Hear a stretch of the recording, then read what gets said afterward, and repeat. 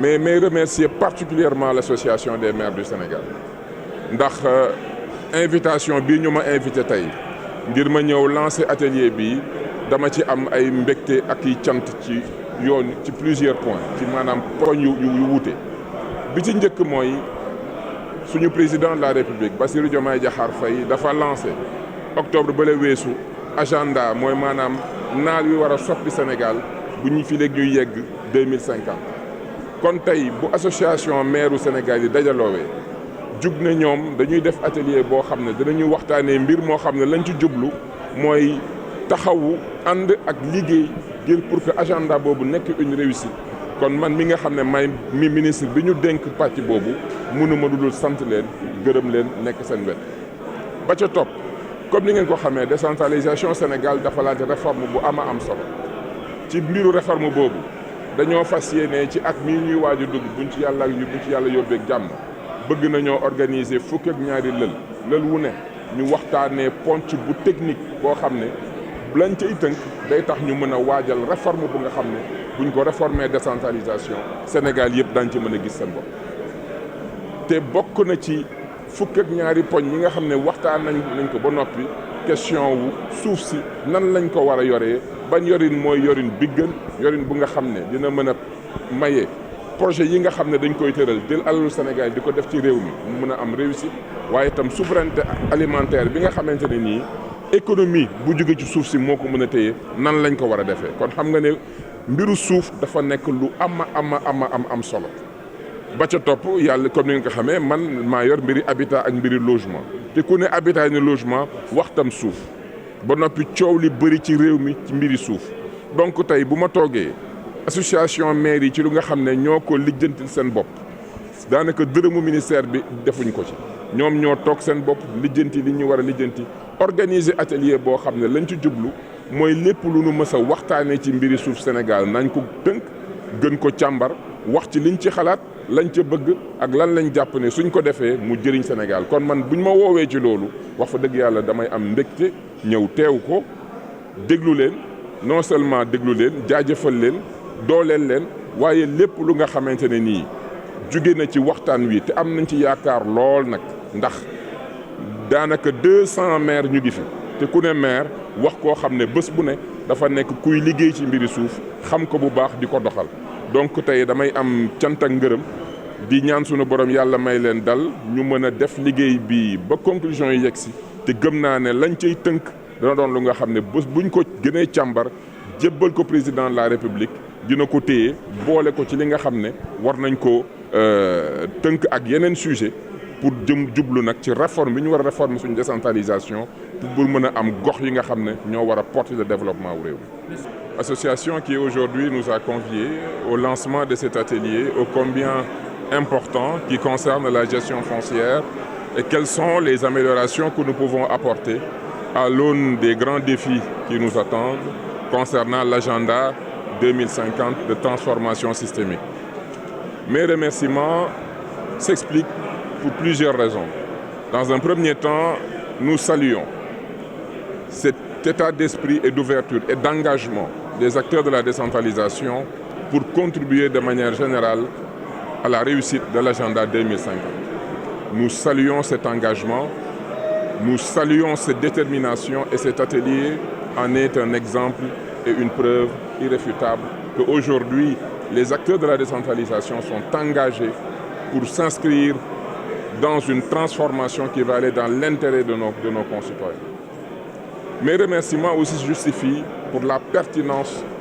du choix concernant la gestion foncière.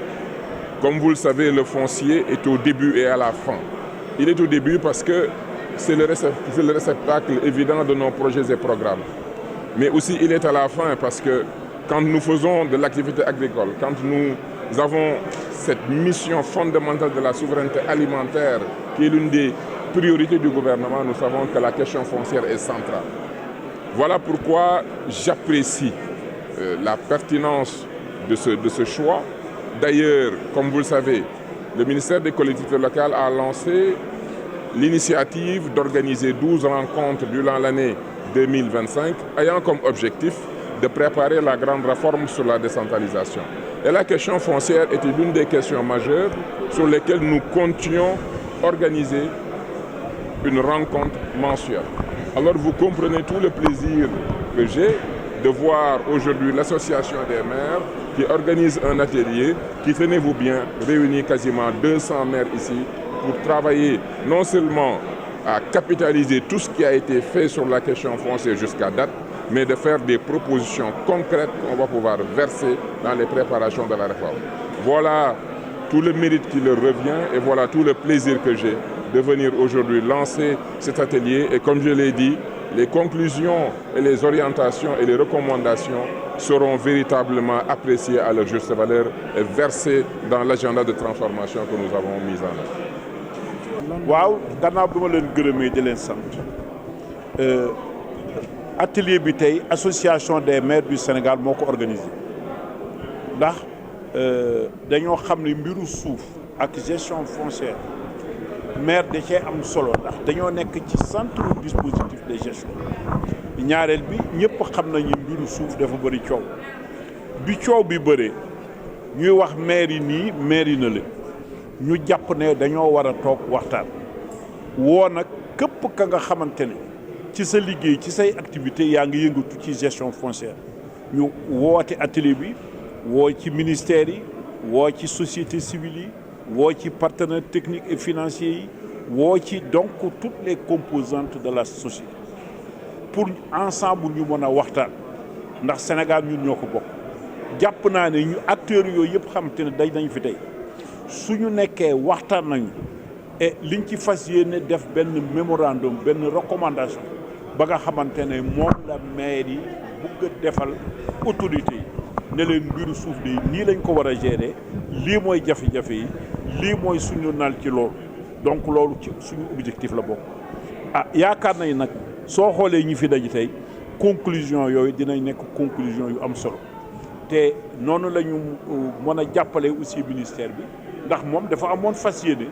wax na ko léegi organiser atelier bu mel nii ñuy tamit ci jàppale ko ci gunge ko ñun organiser nañu atelier bi te suñu paree suñu recommandation moom la ñuy jébbal donc conclusion nga xamante ne def nañu alors ci loolu ñu ngi ciy liggéey nag ak ay partenaires techniques pas seulement des partenaires techniques et financiers mais au niveau par exemple de l'agence de développement municipal ba nga xamante ne mooy suñu partenaire di ñu gunge ci réflexion bi te. Docteur Mahmoud Diop, je suis le directeur général de l'agence de développement municipal. J'ai pris service il y a un peu 3 semaines. C'est mon premier atelier institutionnel que j'ai participé mais dinañ jàppale AMS avec ses acteurs parce que ADM boo xoolee mooy